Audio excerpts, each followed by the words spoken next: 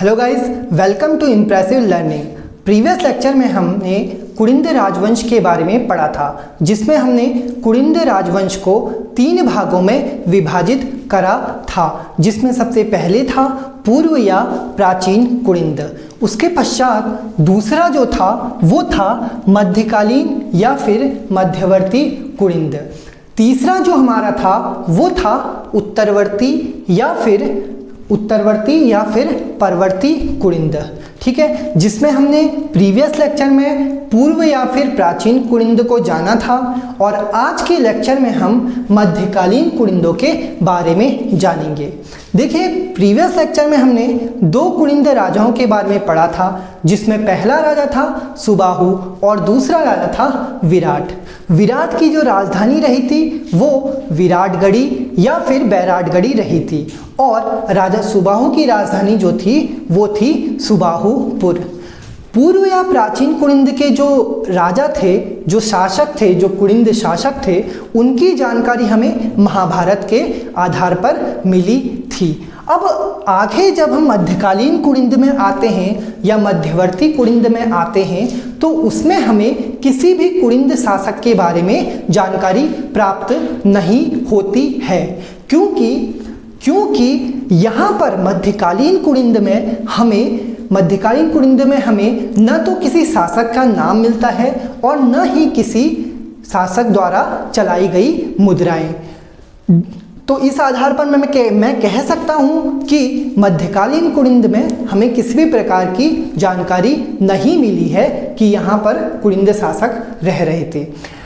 लेकिन देखिए, कुछ ऐसे साक्ष्य हमारे पास हैं जिनके आधार पर हम कह सकते हैं कि मध्यकाल में भी कुलिंदों का यहाँ राज था। इससे पूर्व में मैं यहाँ पर मध्यकालीन कुलिंदों का जो शासनकाल था, जो टाइम पीरियड था, उसको मैं यहाँ पर लिखता हूँ। देखिए, मध्यकालीन जो कुलिंद थे उनका जो शासनकाल रहा था वो 600 ईसा पूर्व से कब तक, 600 ईसा पूर्व से 200 ईसा पूर्व तक इनका टाइम पीरियड रहा था। ठीक है, तो 600 ईसा पूर्व से 200 ईसा पूर्व तक मध्यकालीन कुलिंदों का इतिहास रहा था। अब मैंने आपसे कहा कि जो मध्यकालीन कुलिंद थे उनके बारे में हमें किसी प्रकार की जानकारी नहीं मिलती है।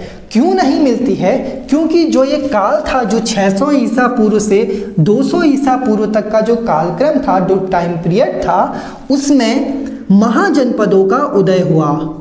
ठीक है, जो 16 महाजनपद थे उनका यहाँ पर उदय हो चुका था, महाजनपद का उदय हो चुका था। और इस महाजनपद में जो सबसे बड़ी शक्ति थी, जो सबसे बड़ा प्रशासन था, वो था मौर्य प्रशासन। कौन सा था? मौर्य प्रशासन। मौर्य प्रशासन। ठीक है, तो महाजनपद में जो सबसे बड़ा प्रशासन था वो कौन सा था? वो था मौर्य प्रशासन। अब मौर्य प्रशासन को पढ़ने से पूर्व यहाँ पर जो मध्यकालीन कुलिंद हैं उनके बारे में जो स्रोत हैं, जो उनके बारे में जानकारी हमें मिलती है, वो मिलती है हमें पाणिनि की अष्टाध्यायी से। किससे? पाणिनि की अष्टाध्यायी से। पाणिनि द्वारा लिखी गई जो अष्टाध्यायी है उससे हमें सर्वप्रथम इनकी जानकारी मिल जाती है। ठीक है, पाणिनि की अष्टाध्यायी से। देखिए, पाणिनि ने सन 500 ईसा पूर्व में, पाणिनि ने 500 ईसा पूर्व में अपनी एक पुस्तक लिखी जिसे नाम दिया अष्टाध्यायी। 500 ईसा पूर्व में एक पुस्तक लिखी जिसे कहा गया अष्टाध्यायी। ठीक है, इस पुस्तक में पाणिनि ने यह बताया कि इस टाइम पीरियड पर, यानी कि 600 ईसा पूर्व से 200 ईसा पूर्व के टाइम पीरियड पर जो उत्तराखंड था वह एक गणसंघ में विभाजित था। किस में विभाजित था? एक गणसंघ में विभाजित था। ऐसा किसके द्वारा कहा गया? पाणिनि के द्वारा कहा गया। तो क्या कहा पाणिनि ने? पाणिनि ने कहा कि उत्तराखंड जो था वो इस टाइम पीरियड पर, यानी 600 ईसा पूर्व से 200 ईसा पूर्व तक मध्यकालीन कुलिंदों के टाइम पीरियड पर किस में विभक्त था? एक गणसंघ में विभाजित था। ठीक है, गणसंघ में विभाजित था। अब इस गणसंघ में क्या था, छोटे छोटे क्षेत्र थे, छोटे छोटे जनपद थे जहां अलग अलग शासक राज किया करते थे। तो छोटे छोटे जनपदों में अलग अलग शासक राज करा करते थे। इसको मैं लिख देता हूं, गणसंघ में विभाजित था जिनमें छोटे छोटे जनपद थे, छोटे छोटे जनपद थे। ठीक है, इन्हीं छोटे छोटे जनपद में एक जो मुख्य जनपद था वह था कालशी। ठीक है, वह क्या था, जो छोटे छोटे जनपद थे उनमें जो जनपद था वो कौन सा था, वो था कालकूट। जो महत्वपूर्ण जनपद था वो था कालकूट। ठीक है, ये जो कालकूट था उस समय सबसे महत्वपूर्ण जनपद रहा था। ठीक है, तो पाणिनि ने क्या कहा, पाणिनि ने कहा कि जो उत्तराखंड था मध्यकालीन काल में या फिर मध्यकालीन कुनिंदों के टाइम पीरियड पर वो छोटे छोटे गणसंघ में विभाजित था जिसमें छोटे छोटे जनपद थे, और उन जनपद में जो सबसे महत्वपूर्ण जनपद था वो था कालकूट। ठीक है, क्या था, कालकूट। अब यह कालकूट है कहाँ, देखिए कालकूट जो था वो वर्तमान में कालसी था। ठीक है, वर्तमान का जो कालसी क्षेत्र था वो क्या था, वो कालकूट था। ठीक है, कालकूट जो था वर्तमान का कालसी क्षेत्र था। यही कालसी जो स्थित है वो कहाँ स्थित है, वो स्थित है देहरादून में। ठीक है, तो देहरादून का जो कालसी क्षेत्र था वो मध्यकालीन कुनिंदों के टाइम पीरियड पर 500 ईसा पूर्व के आसपास क्या था, कालकूट था, महत्वपूर्ण स्थान था, महत्वपूर्ण जनपद था। ठीक है, अब ये जो कालकूट था यहीं से हमें इसी अष्टाध्यायी से हमें एक बात पता चली कि जो कुनिंद थे उनकी जो प्रथम राजधानी रही थी वो कहाँ रही थी, वो कालकूट रही थी। ठीक है, पाणिनि के अष्टाध्यायी से हमें ये पता चल चुका था कि जो कालकूट था वो कुनिंदों की राजधानी थी, कुनिंदों की राजधानी रही थी। तो कुनिंदों की जो प्रथम राजधानी रही थी वो कौन सी थी, वो थी कालकूट। ठीक है, और ये हमने किस आधार पर कहा, ये हमने पाणिनि की अष्टाध्यायी के आधार पर कहा। ठीक है, तो इतना आपको समझ में आ गया होगा। इसके पश्चात अब हम आ जाते हैं महाजनपदों में। ठीक है, महाजनपदों का उदय चल रहा था जिस कारण हमें किसी भी प्रकार के मध्यकालीन कुनिंद के शासक के बारे में पता नहीं चला, क्योंकि पूरे भारत की जो डोर थी, जो पूरे भारत साम्राज्य की जो डोर थी वो सिर्फ एक शासन या फिर एक प्रशासन के हाथ में रही थी, जिस कारण हमें किसी भी प्रकार के मध्यकालीन कुनिंद के बारे में जानकारी नहीं मिलती है। अब होता क्या है, होता यह है कि 322 ईसा पूर्व में, ठीक है, कब 322 ईसा पूर्व में, 322 ईसा पूर्व में चंद्रगुप्त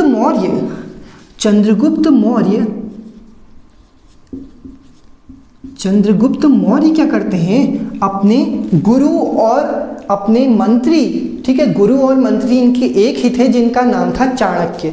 अपने गुरु और मंत्री चाणक्य के साथ मिलकर क्या करते हैं, ये नंद वंश के अंतिम शासक घनानंद को पराजित कर देते हैं। ठीक है, कब 322 ईस्वी में नंद वंश के अंतिम शासक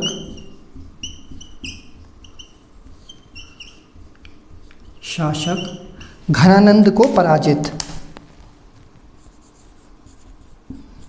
ठीक है, घनानंद को पराजित कर देते हैं। कौन होता क्या है, 322 ईसा पूर्व में जो चंद्रगुप्त होते हैं वो क्या करते हैं, अपने गुरु चाणक्य के साथ मिलकर नंद वंश के अंतिम शासक घनानंद पर आक्रमण कर देते हैं, और इस युद्ध में घनानंद क्या हो जाता है, पराजित हो जाता है। यानी कि यहाँ पर जो चंद्रगुप्त मौर्य थे वो 322 ईस्वी में क्या करते हैं, नंद वंश के शासक को हराकर विजय हो जाते हैं और एक साम्राज्य, एक शासन की स्थापना करते हैं, जिसे हम कहते हैं मौर्य साम्राज्य या फिर मौर्य प्रशासन। ठीक है, मौर्य साम्राज्य या मौर्य प्रशासन।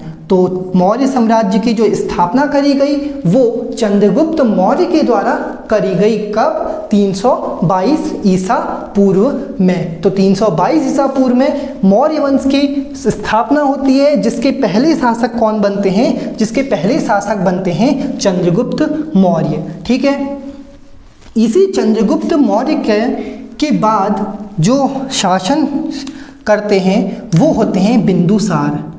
ठीक है, बिंदुसार। तो मौर्य वंश का जो दूसरा शासक था वो कौन था? वो था बिंदुसार। यहाँ पर मैं एक और बात आपको बताते हुए चलता हूँ कि जो मौर्य साम्राज्य था वो इतना शक्तिशाली साम्राज्य था कि उसने पूरे भारत में 137 वर्षों तक शासन किया। कितने वर्षों तक? 137 वर्षों तक मौर्य साम्राज्य ने शासन करा था। कब तक? 137 वर्षों तक मौर्य साम्राज्य ने क्या करा? यहाँ शासन करा। तो 137 वर्षों तक जो भारत की बागडोर थी वो सिर्फ किन शासकों के हाथ में थी? मौर्य साम्राज्य के शासकों के हाथ में थी, जिसकी स्थापना करी थी चंद्रगुप्त मौर्य ने। और उसका दूसरा शासक कौन था? दूसरा शासक इसका बिंदुसार था। तीसरा जो इसका शासक बने वो बने अशोक। ठीक है, तीसरे जो इसके शासक बने वो कौन बने? वो बने अशोक, जिसे हम सम्राट अशोक के नाम से भी जानते हैं। तो सम्राट अशोक मौर्य साम्राज्य के तीसरे शासक बने थे, जिनने 268 ईसा पूर्व से 232 ईसा पूर्व तक शासन करा था। ठीक है, तो 268 ईसा पूर्व से 232 ईसा पूर्व तक जो शासन करा वो किसने करा था? वो करा था सम्राट अशोक ने। ठीक है, इतना हमें समझ में आया कि जो मौर्य वंश के पहले सम्राट शासक थे वो चंद्रगुप्त मौर्य थे, दूसरे बिंदुसार थे और तीसरे सम्राट अशोक थे। इसके पश्चात अपने शासनकाल के दौरान सम्राट अशोक क्या करते हैं? सम्राट अशोक 257 ईसा पूर्व में एक शिलालेख स्थापित करते हैं। कब? 257 ईसा पूर्व में एक शिलालेख स्थापित करते हैं। ठीक है, एक शिलालेख क्या करते हैं? स्थापित करते हैं। और कहाँ करते हैं? उसी कालसी क्षेत्र में ये एक शिलालेख स्थापित करते हैं। कब? 257 ईसा पूर्व में। कहाँ करते हैं? कालसी क्षेत्र में, जिसे आज हम कालसी शिलालेख के नाम से भी जानते हैं। तो जो कालसी शिलालेख था वो सम्राट अशोक का शिलालेख था, जो उन्होंने 257 ईसा पूर्व में स्थापित करा। अब इस कालसी शिलालेख की जो खोज करी गई थी वो 1860 ईस्वी में फॉरेस्ट महोदय द्वारा करी गई। किसके द्वारा करी गई? इसकी जो खोज करी गई वो मैं लिख देता हूँ। किसने? फॉरेस्ट महोदय ने। फॉरेस्ट महोदय ने कब करी? 1860 ईस्वी में इसकी क्या करी?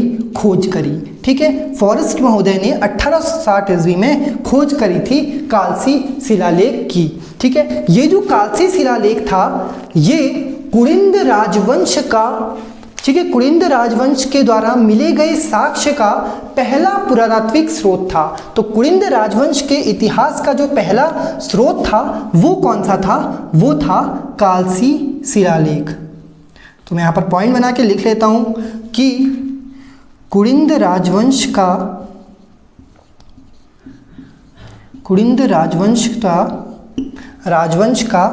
पहला पुरातात्विक स्रोत, पहला पुरातात्विक स्रोत, ठीक है। तो कुड़िंद राजवंश का जो पहला पुरातात्विक स्रोत था वो कौन सा था? वो था कालसी शिलालेख, जिसकी खोज किसके द्वारा करी गई? जिसकी खोज करी गई 1860 ईस्वी में। किसने करी? फॉरेस्ट महोदय द्वारा करी गई।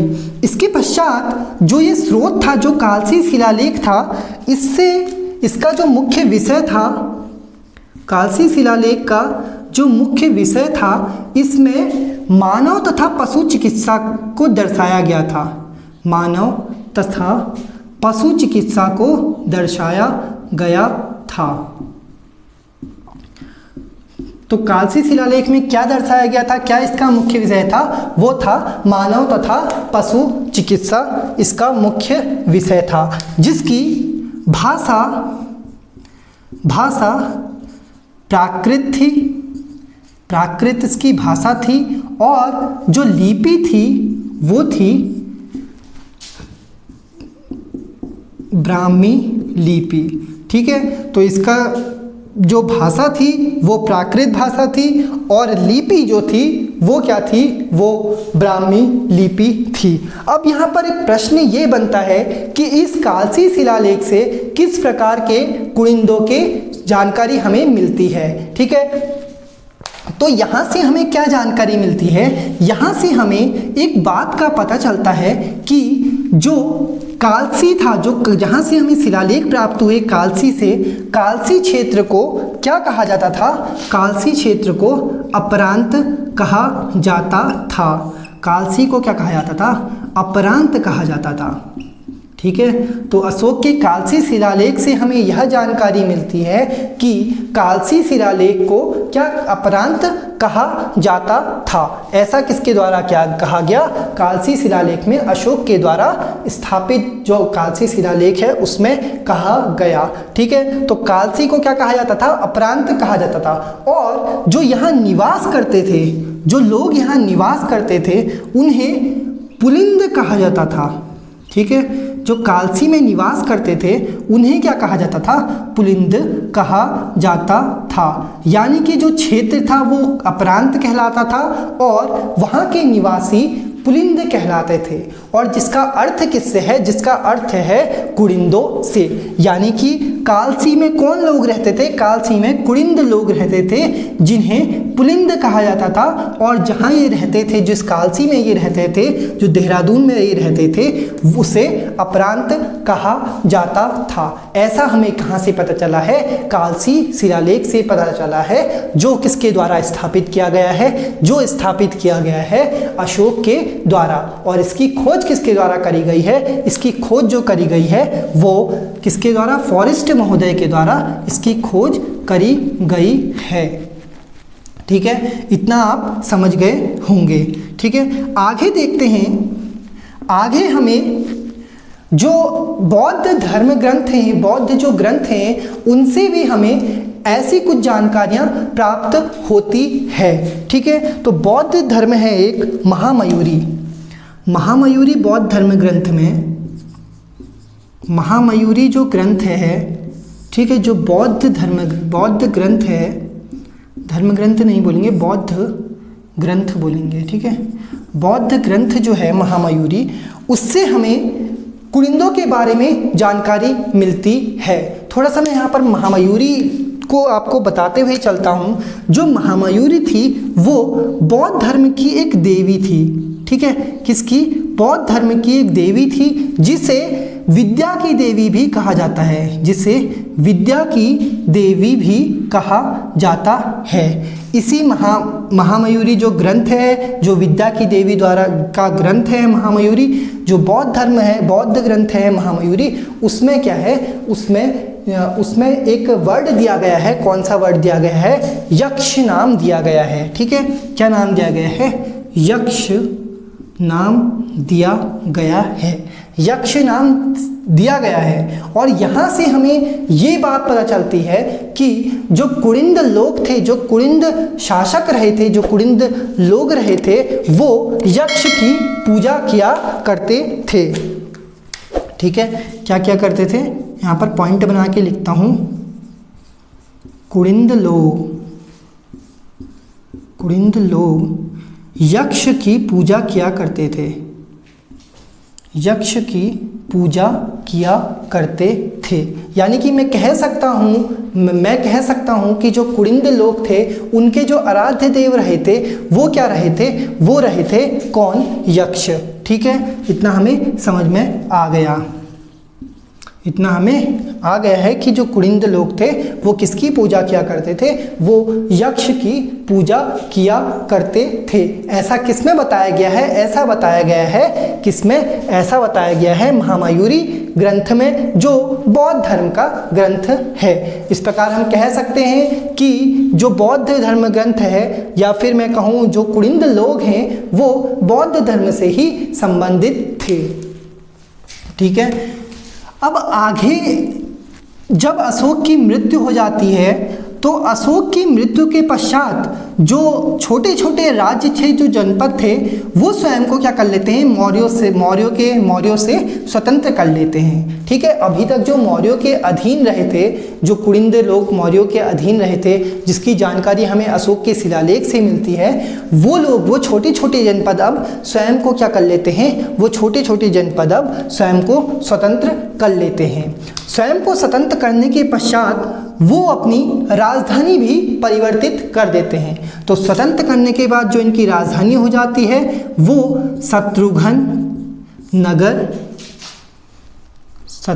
नगर हो जाती है। ठीक है, शत्रुघ्न नगर को ये अपनी राजधानी बना लेते हैं, और शत्रुघ्न नगर जो है वो वर्तमान का सहारनपुर क्षेत्र है।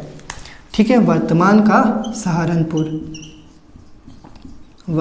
का जो सहारनपुर क्षेत्र है वो कहाँ है, उसे पहले क्या कहा जाता था, उसे पहले कहा जाता था शत्रुघ्न नगर, सहारनपुर। ठीक है, तो सहारनपुर को शत्रुघ्न नगर कहा जाता था, जो वर्तमान में उत्तर प्रदेश के कहाँ, सहारनपुर में स्थित है। ठीक है, तो प्रथम राजधानी जो थी कुड़िंदों की वो कौन सी थी, वो थी कालसी, जिसका पुराना नाम था कालकोट। और जो दूसरी राजधानी इन्होंने बनाई वो कौन सी बनाई, वो बनाई इन्होंने कौन सी, शत्रुघ्न नगर, जिसे वर्तमान में हम सहारनपुर भी कहते हैं। इसके पश्चात कुछ ऐसे अभिलेख भी हैं जिनसे हमें कुड़िंदों के या फिर मध्यकालीन कुड़िंद के बारे में जानकारी मिलती है, जिसमें सबसे पहला अभिलेख है मध्य प्रदेश का भरहुत अभिलेख।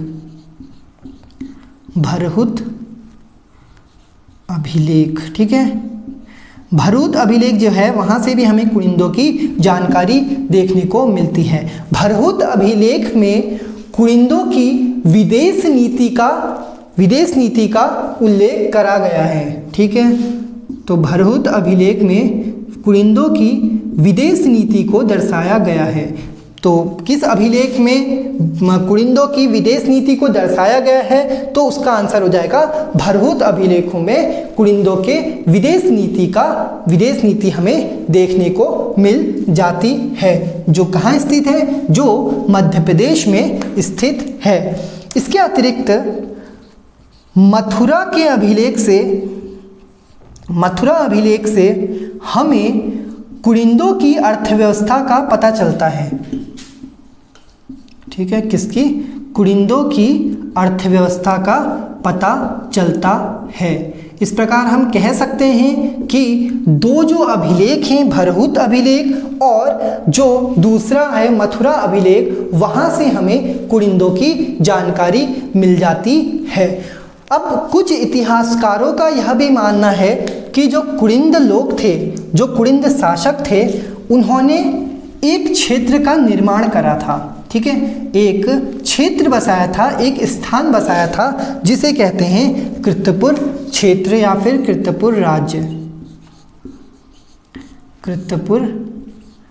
राज्य। ठीक है, एक क्षेत्र बसाया था कुड़िंदों ने, जिसे कहते हैं कृतपुर राज्य। कृतपुर राज्य के उपलक्ष्य में इतिहासकारों का यह कहना है कि कुड़िंद लोग उत्तराखंड, ठीक है, कुड़िंद लोग उत्तराखंड, हिमाचल प्रदेश और रोहिलखंड का उत्तरी जो भाग था वो क्या था, कीर्तिपुर राज्य कहलाता था। तो उत्तराखंड, हिमाचल प्रदेश और रोहिलखंड का उत्तरी भाग को कुड़िंदों ने क्या नाम दिया, उसको कुड़िंदों ने नाम दिया कीर्तिपुर राज्य का, जो उनके द्वारा स्थापित करा गया क्षेत्र था। ठीक है, तो इतनी जानकारी हमें मध्यकालीन कुड़िंदों के बारे में मिल जाती है, जिसमें से जो मुख्य जो कालसी अभिलेख है वहाँ से हमें यह जानकारी मिलती है कि मध्यकाल में कुड़िंद जो थे वो किसके अधीन थे, वो मौर्यों के अधीन थे। क्योंकि हमें मध्यकालीन किसी कुड़िंद शासक का न तो नाम और न ही उनके द्वारा चलाए गए सिक्के प्राप्त होते हैं। इस प्रकार हमने कहा कि मध्यकालीन जो कुड़िंद थे वे लोग मौर्यों के अधीन रहे थे, यानी कि उस समय मौर्य द्वारा चलाए गए सिक्के चल रहे थे और मौर्य ही शासन कर रहे थे। तो आज के लेक्चर में हमने मध्यकालीन कुड़िंदों के बारे में जाना। नेक्स्ट लेक्चर में हम उत्तरवर्ती कुड़िंदों के बारे में जानेंगे, जिसमें हम उत्तरवर्ती कुड़िंदों के 10 राजाओं, ठीक है, 10 शासकों के बारे में कवर करेंगे और साथ ही साथ उनके द्वारा जो चलाई गई मुद्राएं हैं उनको भी जानेंगे, जिसमें अलग अलग राजाओं द्वारा चलाई गई मुद्राएं सम्मिलित हैं। तो नेक्स्ट लेक्चर में हम मध्यकालीन के बाद हम उत्तरवर्ती कुड़िंदों के बारे में जानेंगे। अगर आज की वीडियो आपको पसंद आई हो तो लाइक करें, शेयर करें और सब्सक्राइब करें। Thanks for watching.